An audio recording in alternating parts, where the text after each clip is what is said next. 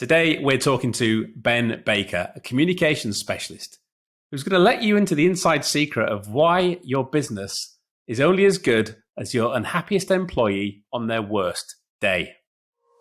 Welcome to The Thinking Leader, brought to you by Red Team Thinking. Bad leaders react, good leaders plan, and great leaders think. Each week, you'll get new ideas and insights from business executives, military experts, and innovative thought leaders to help you lead more effectively and better navigate your complex world. Now, here are your hosts, best-selling business author and top-rated leadership speaker, Bryce Hoffman, and former RAF Wing Commander and business agility coach, Marcus Dimbleby. Hi, welcome to The Thinking Leader. Today we have a fantastic guest for you. It is Ben Baker, CEO of Your Brand Marketing. He's a strategic communications specialist who focuses on change management and internal communications. Bryce, say hello to our guest. Hello, Ben. Welcome to the show. Hey, Bryce. Thank you guys both very much for having me on the show. I'm a big fan. I love listening to this as I go for long walks. So you guys are doing a great job. Excellent. Thanks, Ben. You know, one of the things that we've been talking about on the show, as you know, recently is how important communications are, how important conversations are. Yeah. With one of our recent guests, Rose Fast, made the excellent point that there's no such thing as a casual conversation anymore at work. That every time that you're interacting, there's meaning there, there's risk there, there's opportunity there. And one of the things that you focus on in your work is internal communications. And I wonder if you could just talk to us a little bit about why you think internal communications are so important in organizations. Well, it's really an interesting thing because the challenge is we do a pretty good job communicating our value outside of companies. You know, there's whole marketing departments, you have a sales team, you have a customer experience team, you have everybody that's sitting there focused on sitting there going, this is our value to our customers. Right. The problem is we don't take the same time, effort, and resources to let our own people know, our own internal customers know, A, what's going on, what the value is, what our goals are, and why those goals are important. And if those people are not bought in, if they're not singing the same tune, it's really hard to get customers on the outside really excited about your organization. That makes sense. And you know, it's so true now too, when each of your employees, each of the members of your organization, whether you want them to be or not, is a brand ambassador. They're going home, they're on social media, they're talking to people, their voices are magnified too. So it would seem that even increases the stakes, if you will, in terms of making sure that your employees are engaged and are aligned with your values. Yeah, it's important to think about that. One of the first things I talk to CEOs about is your brand is only as valuable as your unhappiest employee on their worst day. Love that. You know, if you think about that your brand is only as, valuable as your unhappiest employee on their worst day, it's a really good place to start because those are your brand ambassadors. If somebody picks up the phone for the first time and calls you and wants to do business with you and they're excited about you because they've seen your marketing and they've read about you, they've seen you on social media, whatever, and they go and talk to a real person in your company and that person is curt or grumpy or unhelpful or whatever, all of a sudden you've lost any of that brand equity that you ever had. It's so fragile, isn't it? It can literally disappear with one sentence or one outburst from one of your employees. And it's fascinating how we're talking about the external effort we put into communications versus the internal lack of effort and these sort of corporate stovepipes that we so often see within organizations. And especially when you're doing change management, the number one feedback we often get is the lack of communication about what's going on. And that ties in very much so, as you'll be aware, the 3 C's we talk about, that initial C of clarity. And if the internal employee doesn't have that clarity of what is actually happening, where they fit into that bigger piece of the puzzle, then that's where you start to get people dissenting, detracting, and disengaging, which is a toxic circle once you get into that maneuver. And we see so many examples of this. I mean, it's not just online or over the telephone; it's in person too, as you know, at retail settings, you know, and stuff like this. And you know, it's hard to imagine. I mean, you know, we record these episodes a couple of weeks in advance, but right now it's hard to imagine a Twitter employee having a good engagement with a customer. Oh my God! When they're being, you know, for all intents and purposes, lashed by the captain of the pirate ship to row faster. You know, it's. Or you'll be well, you don't even have to go as far as Twitter. I mean, that's an extreme situation. I mean, right. If you're looking at the extreme situations, yes, the Elon Musk, the Twitters, but let's take something from last night, for example. The local shopping mall that I go to has our local our local cable company has a retail outlet there. Mm-hmm. And I had a remote control that I no longer needed. It was a brand new remote, didn't work, fine. You know, what do I do with this? I'll just take the remote back to them. I have to go to the mall anyway. And I get there and it takes me 15 minutes to get a parking spot. I fight my way through the mall because they're at the very far end of the mall. And I finally walk in and I get this friendly, "Hi, how are you?" I said, "Good." I says, "I've got this remote. I don't need it anymore. I just want to give it to you." "Well, we can't take it here." And he passes me this piece of paper and he says, "Well, you need to mail it to these people." And I'm sitting there going, hang on a second here. I've just, you know, fought to get a parking spot, fought through the mall.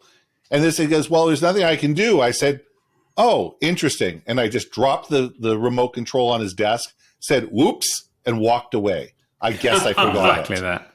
I love that. You know, what you just mentioned there is one of my biggest pet peeves, Ben, which is companies that make their problems their customer's problem. Absolutely. And that's lack of empowerment. Right. Totally. Exactly. Why is he asking you, what can I do? He should know. The employee should have that ability to make a decision, take the required action that's going to make you happy, especially having seen what you've done to get to that point, and not just choose to throw it in the garbage. You know, you chose to do the right thing. And then you get there and you're affronted by that behavior. What are you going to think?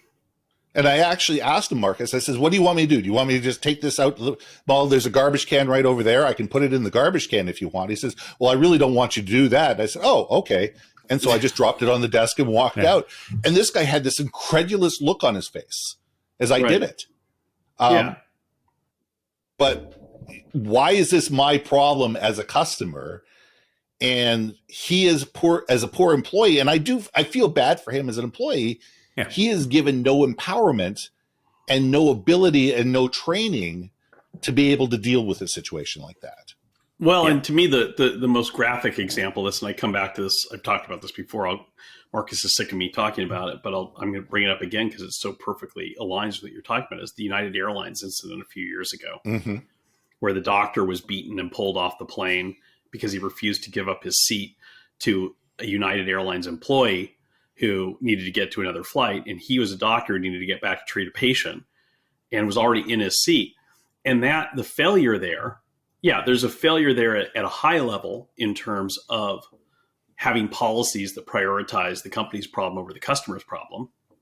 But the biggest problem, I would wager, is that United had given no power, no authority to the frontline manager at the gate to look at the situation and to say, right, I understand this is the policy, but I can see with my own eyes now that this is spiraling out of control. Yeah. And that, you know, maybe the point where four guys with billy clubs are getting onto the plane to deal with your customer who's not caused a disturbance, paid full fare for their seat, already buckled in, is the point where you want to intervene and use your judgment, your common sense judgment as a frontline leader to say, you know what, let's figure out another solution here. Yeah. Instead of the ethical thing of, you know, beating this poor guy up and dragging him bloodied off the plane, but also the business thing of losing hundreds of millions of dollars in shareholder value as people film this with their cell phone cameras.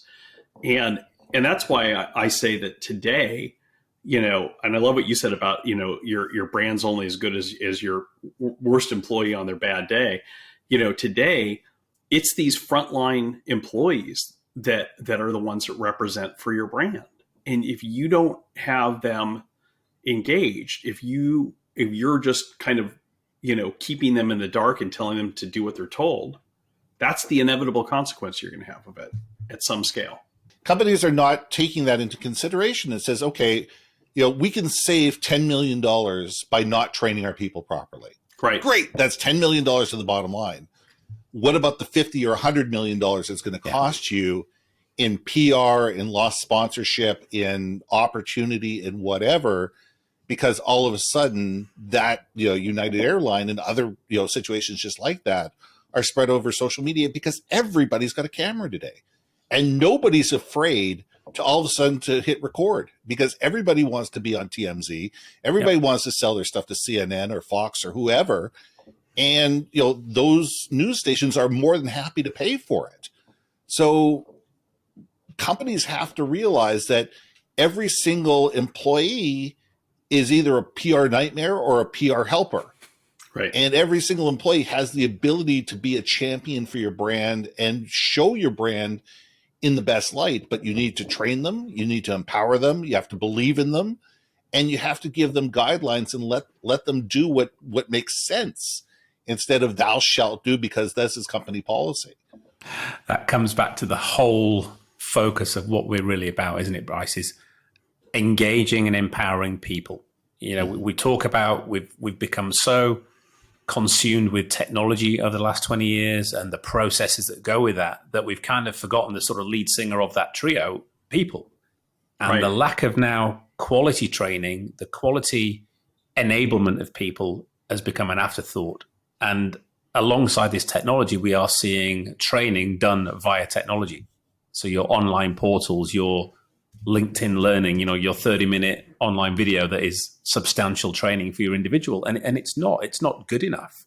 And therefore people are becoming disappointed, disenfranchised by that and feeling that they're second rate. They're like, well, why are we spending all this money on X? And then on the stuff that's really important, we get 10 cents. And the impact of that is hugely visible in the outcome. Absolutely. And, when you were talking, Ben, about enabling those frontline decision makers, that goes to the core of what red team thinking is all about and the origins of red teaming in the U.S. military. Because one of the epiphanies that some of the general staff in the U.S. Army had when they were standing up the red teaming program was that, and I had long conversations about this with General Bob Brown, who was the commander at the Command and General Staff College when I was there in 2015, is this idea that empowering your leaders at every level to make decisions for themselves, to think for themselves, could be as powerful a game changer on the battlefield as any wonder weapon or new technology, if not more so. And one of the examples that he pointed to, which a lot of people are familiar with, is the story that was told in Band of Brothers about Easy Company in the 101st Airborne in Normandy, and how when they dropped in, like most parachute units that were dropped on the night before June 6, 1944, they didn't land anywhere near their target. They were scattered. The whole plan, the whole thing that they were told to do, was out the window. Oh, in a matter of seconds. In a matter of seconds. Yeah. But they were empowered. They knew, they had been trained that if that happens, use this weapon right here. Mm-hmm. Biggest and weapon so we've got. The commander of Easy Company, got whatever men he could find together, and he, quickly ascertained that, this is Major Richard Winters, that he quickly ascertained that the mission that they had been sent on, which I think was to take a crossroads and hold it or something like that, was not doable. They weren't anywhere near there and stuff. But they could see these German guns pounding the beaches, which were, now that the Allied troops were landing, were pounding the beaches. And they said, right, well, what we could do is take out those guns. And that would be a completely different mission, but it would be a valuable mission, and it would help our guys on the beaches. Yeah. And so without asking for permission, without, looking at his orders. Checking in with high command to make sure that it's okay for us to go left. Yes. Right. Major winners just come up with a plan and assaulted those guns, famously took them out, probably saved a lot of lives on the beaches. That is still taught at West Point, our military academy, because of two things. It shows this adapt and overcome mindset, but it also shows the ability of a mid-level leader to on their own initiative, using their own head to make a decision in the moment. It's the right thing to do without having to ask for permission. And you contrast this, they teach it in contrast too, to the German high command, which were undoubtedly much better strategic thinkers than major winners and knew what they needed to do, but were sitting holding their armored divisions back in reserve because no one was willing to go and wake Hitler to get permission to send them to the beachhead. And Hitler had deluded him. We had succeeded in deluding Hitler into thinking that the invasion was a feint. And so even though his commanders knew it wasn't and wanted to rush their armored divisions to the beach, they had to sit and lose the better part of a day waiting for him to come to that realization. Whereas major winners didn't wait for anybody. He just made a decision. And that was, one of the things that General Brown told me is that if we could teach all of our officers to think like major winners, that is a tremendous competitive advantage over our adversaries. Because as he put it to me, he says, we are blessed by the fact that all of our adversaries have a totalitarian mindset where they don't enable lower ranking people to think for themselves. That's true in the military. It's true in business too. Well, it's also setting up listening posts. Mm-hmm. You need to be able to be resilient, you need to be adaptable, and you need to be creative. But in order to do that, in order to be able to adapt on the fly, to be able to, oversee and overcome, you need to be able to listen and be able to sit there and say, wait a second, this isn't working. This isn't working. All right, let's stop. Let's figure it out why. And that why could be 10 seconds. It could be 10 minutes. It could be 10 hours, whatever. But you need to sit there and figure out why hasn't this happened, and then be able to move forward, be able to build a new plan and move forward. And by teaching people the ability to say, it's okay to take that pause. It's okay to take that pause and actually think like a human being and not just be treated like an automaton, not be human capital that people just sit there and say, okay, you're an interchangeable piece of Lego. And if you don't do what I say, I'm going to fire you and I'm going to get somebody else to do it. I'm hiring you because I trust you. I'm empowering you. I'm giving you the ability to think, do it. And I think that that's what needs to be baked into culture from senior leadership all the way down, and enable people to actually think on their feet and act accordingly. You nailed it, Ben. It's this perspective, though, of thinking is not working. Mm-hmm. People dare not take the time to be not seen to be working, not seen to be busy, because sitting, thinking, sitting, deliberating, questioning is often perceived as, what are you doing? You're not working. Mm-hmm. Where actually that concept and that mantra we use a lot of, slow down to speed up, actually makes you work far more effectively. The outcomes are far more efficient because you took that time. You weren't rushing into things. You weren't reacting blindly. You were taking the time to have that moment of mindfulness, as you said, 10 minutes, 10 seconds, 10 hours, all relevant given the context. But by doing that, you and those around you have taken that time to communicate, which is what this is all about, to understand, to listen to the different inputs from left and right of you, below and above, then assess, do the analysis, and then make that decision where you step forward next, rather than blindly stepping off and walking into a machine gun post or off a cliff. But I think, as you said, it's got to be a shift in mindset from the top, because we still see, I call it the cosh of speed. Everybody you talk to is under the cosh of speed. It's the number one metric, and it's a number one thing that everybody is measuring themselves to, because that's what is measured on from above. Well, let's go back to Mr. Musk. I mean, let's go back to Elon with Twitter. Mm-hmm. And you have to. I mean, we're at that time of the year, and we have to deal with this. But he just fired a whole bunch of people based on number of lines of code that they had produced within X amount of time. I can't remember if it was 3 months, 6 months, a year, but they went back, they looked at an algorithm and said, okay, if you haven't produced X amount of lines of code, you're fired. Here's the thing. You're rewarding sloppy, bloated code. Totally. The people that don't know how to program well, the people that just sit there and are, no offense, the code monkeys that are just putting this sloppy, bloated code together are getting rewarded, while the people who actually sit there and say, wait a second here, what are we really trying to do? Let's map this out. Let's figure it out. Let's actually sit there and then create this, elegant, simple code that can do in 200 lines what somebody else might take in 2,000 lines. Quality are over being quantity. fired. And what sense does that make in any company? And what message does it send? And that's the thing is, now you're getting into another one of my pet peeves, which is measuring the wrong things and blindly using metrics as a simple way of quote unquote leading rather than thinking. And there's so many examples of this in business, where people come up with these arbitrary systems to make business decisions. And they never work. One of my favorite, because it's my least favorite, is forced ranking. And there's so many companies where forced ranking has been an absolute debacle, but I think the biggest one has been Microsoft when they implemented it. But I know more about what happened when Ford implemented it in the early 2000s. And you get a situation where you have 12 great people on your team.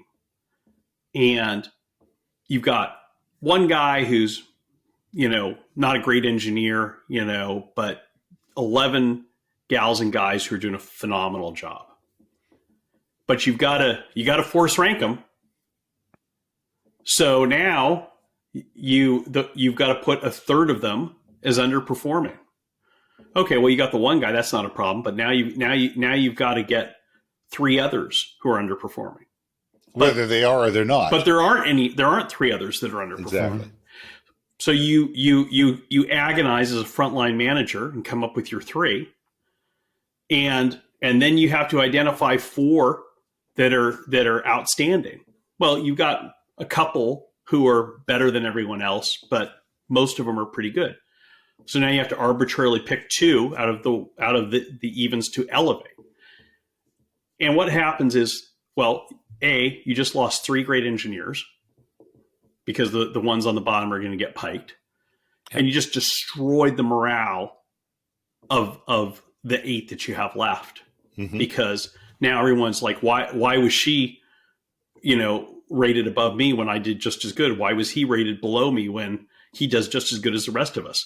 And it just destroys morale and it destroys talent. And it's a substitute for actually leading.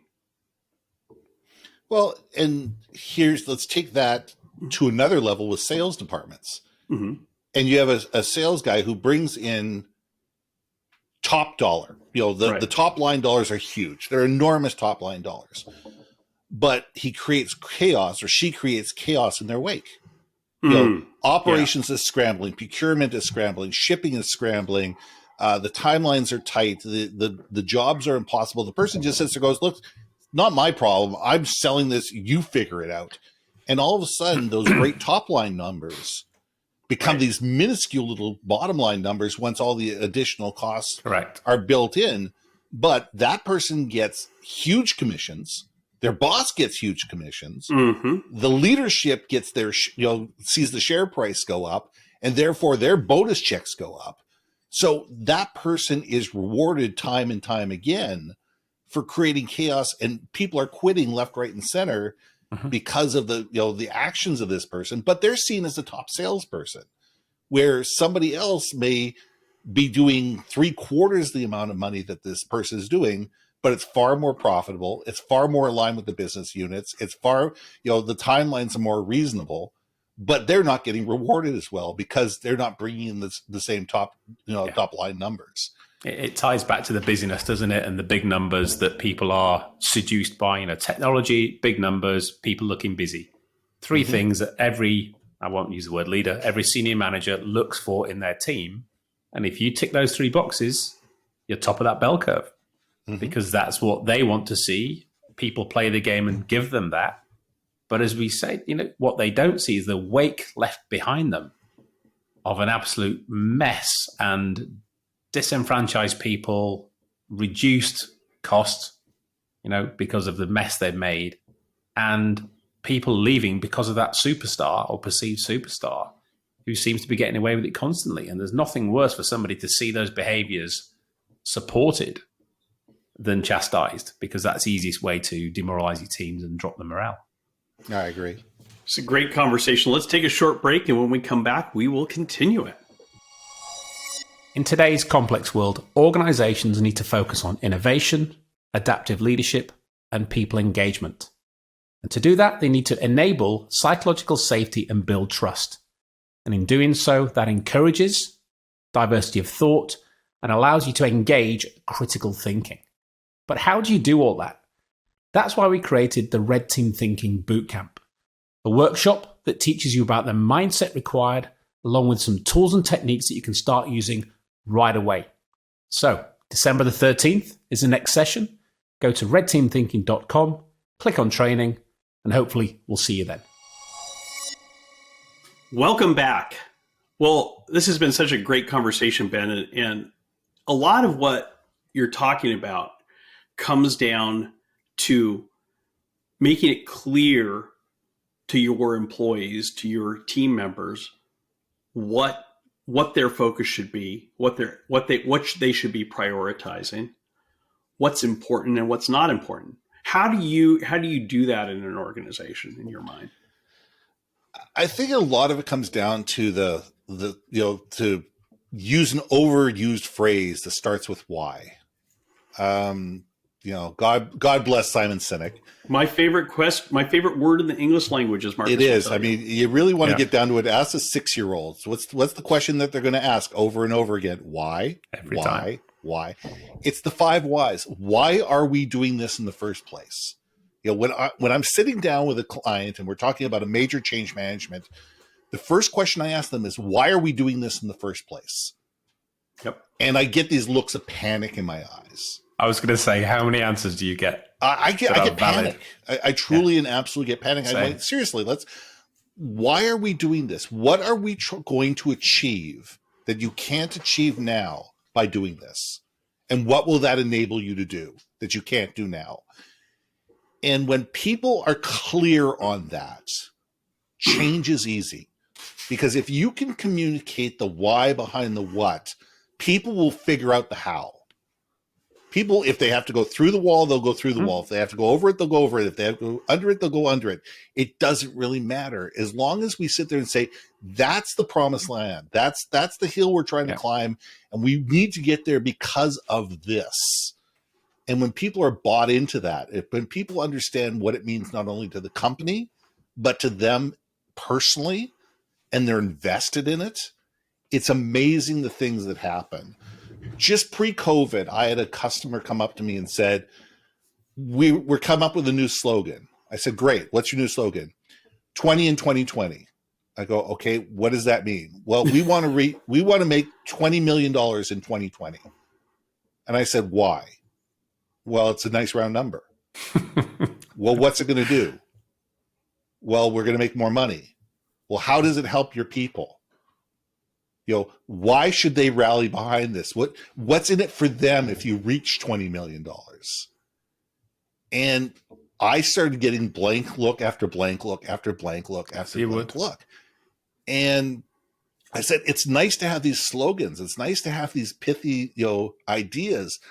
But if there isn't a reason why you're doing something, why are we doing it in the first place? Yeah.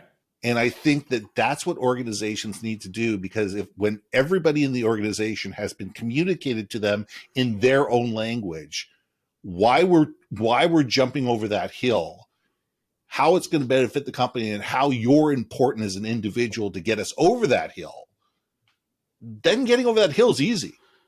Well, it's like, we talked about the example of Easy Company on June 6, 1944. That's what winners did. Mm-hmm. He looked at what the why was. Why were we assigned to hold this crossroads? It was to make things easier for the guys on the beach. The crossroads is important. We were supposed to hold it to keep German reinforcements from getting to the beach. Well, if our why is to make things easier for the guys on the beach, then we just find some other way to make things easier for the guys on the beach. Taking out those guns would also make things easier for the guys on the beach. But your story, actually, I love about the 20 in 2020 reminds me of a great story from Alan Mulally when he was CEO of Ford. His first visit to General Motors headquarters. He goes over to General Motors headquarters to meet Rick Wagner, the CEO of General Motors. Goes to the Ren Center in downtown Detroit. And he notices that all the GM executives have little lapel pins, little shiny lapel pins that say 25. And so on the way back from meeting with Rick Wagner, he's riding back to Ford's headquarters in Dearborn. He asks one of his executives, he's like, I notice all these GM guys are wearing 25 on their lapel pins. On their lapels? What is that all about? And he says, oh, that's because their whole thing is getting back to 25% market share. That's the holy grail. That losing the fight with the Japanese and other foreign automakers, they've lost their 25% of the market and they're committed to getting it back. Alan said, why? And they said his own executives, because Ford had similarly fetishized market share. Like, so got to get back to the market share. And he said, why? And he said, I don't know, that much about the auto industry, but, when I took this job, this was probably, a month or two after he started as CEO of Ford, coming from Boeing. He said, I don't know much about the auto industry, but I've tried to educate myself in this past few months since I agreed to take over Ford Motor Company. And one of the things that I happen to notice is that one of the most profitable automakers in the world is BMW, and they have 2% market share. Exactly. So what's the 25 all about? Arbitrary statistic that they can measure, they can see and hang a hat on and drive people towards it with no reason of the why behind it. Yeah. I mean, and organizations do this all the time. Yeah, they constantly. do. They do. 25, 27 years ago, I worked for Ingram Micro. Oh, wow. That's a name I haven't heard in a long time. Nice little $12, $15 billion business, or God knows what it is today. But I worked for the Canadian division, and we were creeping up to that $1 billion mark. Yeah. And, I was in charge of a sales team of about 30 people that worked for me. I had one client that was a $100 million client, and we were pushing. We were pushing hard for 6 months. It was everybody. We need to get it to the $1 billion, this, that, and everything. And I happened to be on a plane when this happened. I happened to be on a plane when it happened. When I got off the plane, I turned on my phone. My phone was going ballistic. It was going absolutely ballistic. Everybody across Canada had to do it because they had sweatshirts, these gorgeous green hoodie sweatshirts that said $1 billion bound, and they gave them out across Canada at the exact same time when they all hit when the ticker went over $1 billion. And it was creating a thing that says we couldn't have done this without you. And it gave people for the next 6 months a story to tell when they went to their customers, because it was not only the employees, but it says the appreciation of the customers, and they built a whole campaign around it to be able to get to the 1.5 billion pretty quick after we made over the billion, because all of a sudden, it elevated everybody in the organization, and we all had a story to tell, and it brought us all, rallied us together. But it wasn't the $1 billion. It was how they made people feel. Mm-hmm. That everybody from the guys in the warehouse to accounting to whoever got it. Yeah. And literally there was somebody waiting at the airport. My assistant was at the airport with a hoodie waiting for me as I got off the plane. What a great example of a positive way that companies motivate their employees, create alignment, create that cohesion. But you nailed it. It's how people feel. Everything is about how we feel. You wake up in the morning. How do I feel today? How am I going to feel by lunchtime, depending what I do? What course of action am I taking? And when you get that that buzz that everybody was having because of that situation, you can't buy that. It's infectious. It cascades. It goes to people who wouldn't even expect to be infected by it. And it's a beautiful, wonderful thing. And when you see it happening, you can't stop it. It just goes like wildfire across the company and in a great way. And often the nation and whichever client base you're working with. But it also goes back to that, what you talked about earlier, this intent-based leadership, giving people clarity of the why, explaining the what, so you're giving them the direction, but do not tell them the how. Because the minute you tell someone the how do they feel? You see it in their eyes. That light goes out, that extinguished, they call it the Terminator red eye, just dies. And they go, oh, right, so why don't you just do it on my behalf then? Why am I even here? Why are my skills here when you're just mandating what needs to be done, how you want it done, and then you're going to monitor me through nonsense metrics to make sure I do it in the way you want it done. And by the way, that won't work. And I can't speak up and tell you that because we're not in a psychologically safe environment and we see the bell curve behaviors.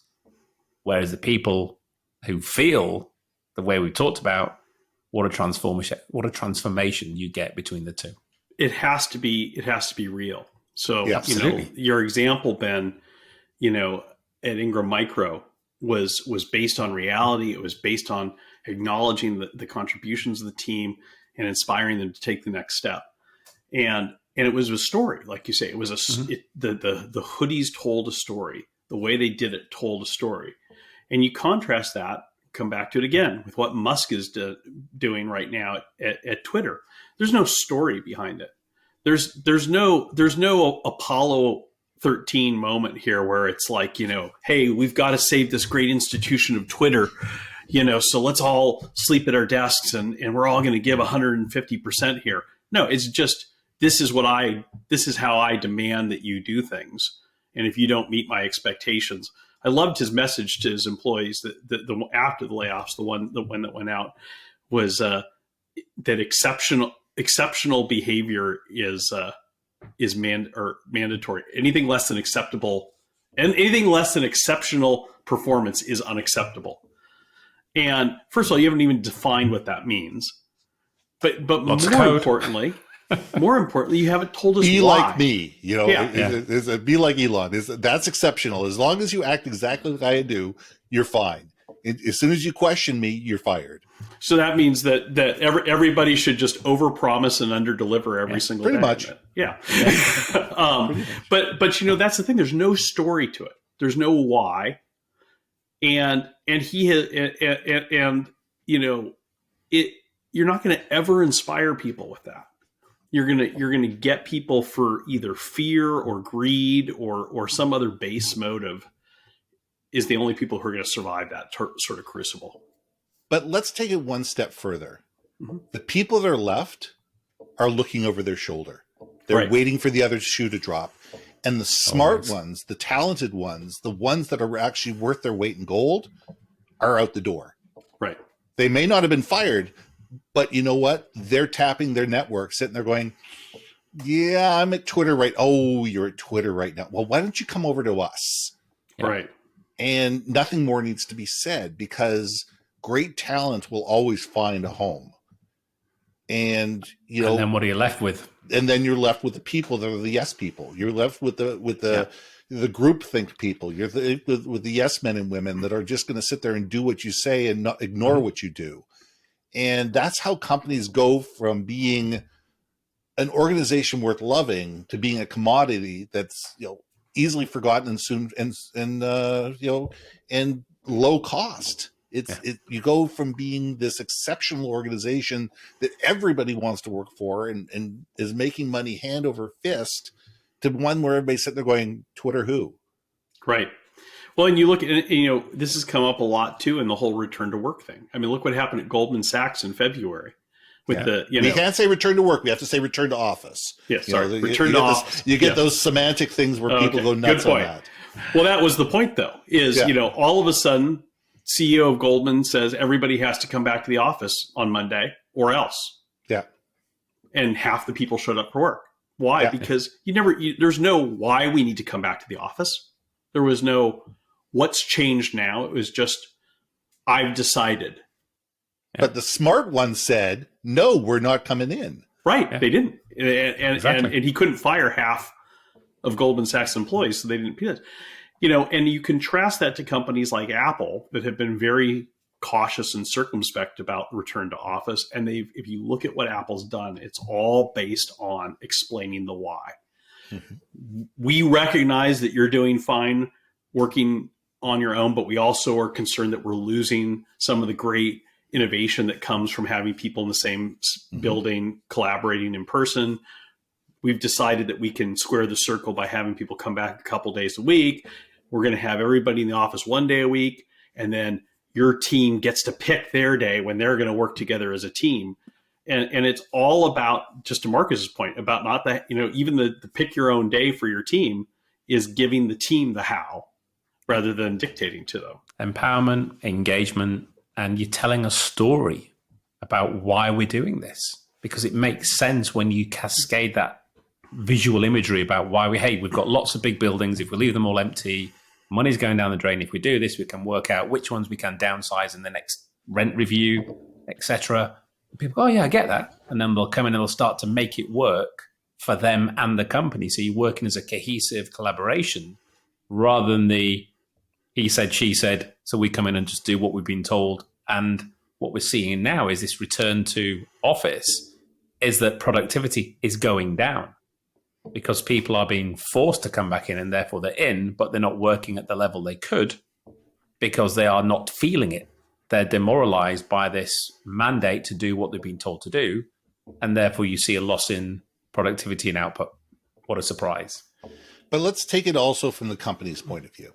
And I'm gonna say this, and I usually get burned for this, and people blow me up on social media, but that's okay. With the conversation with Apple, they said, "Look, we want you to come in. I think it was Tuesday and Thursday, or whatever the days were, and you can pick one other day that is just for your team."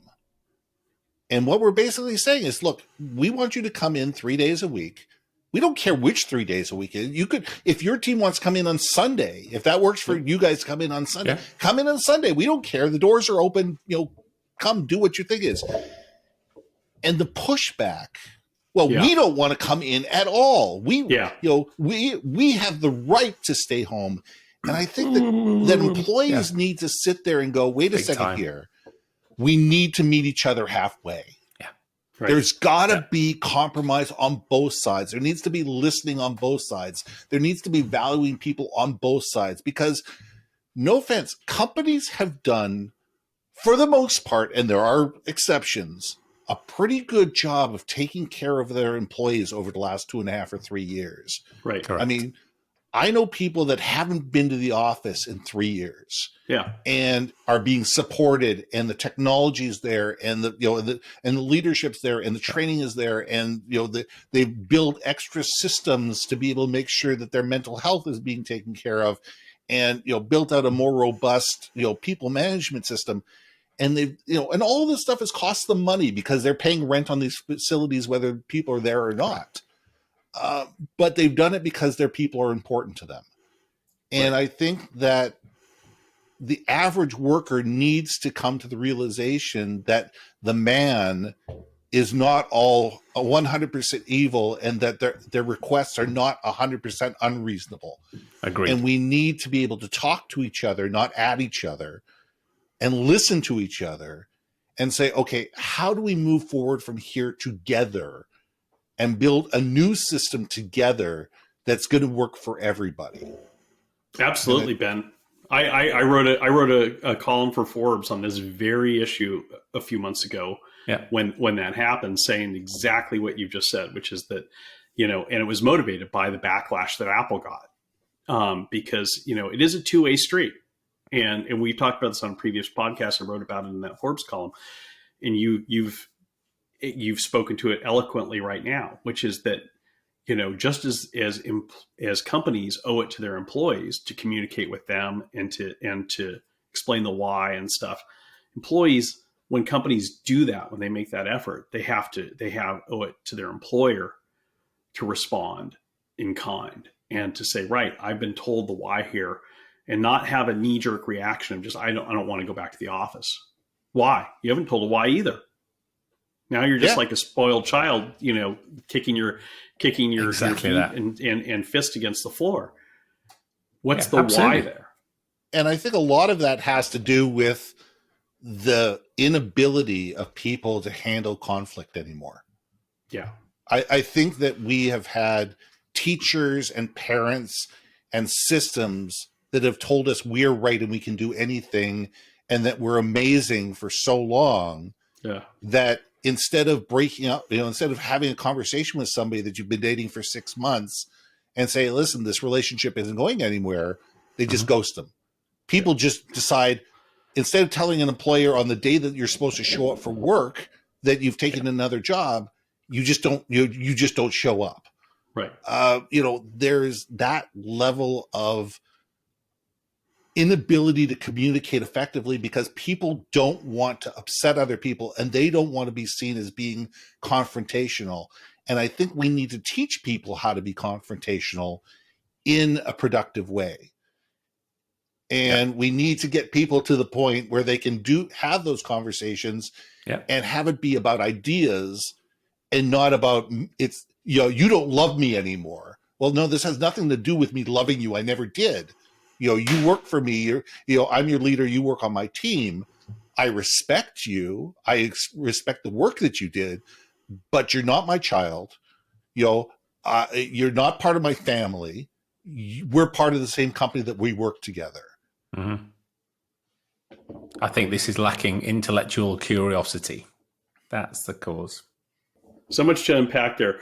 We're going to have you back on the show and continue this conversation because that's a whole other conversation that we can get into there.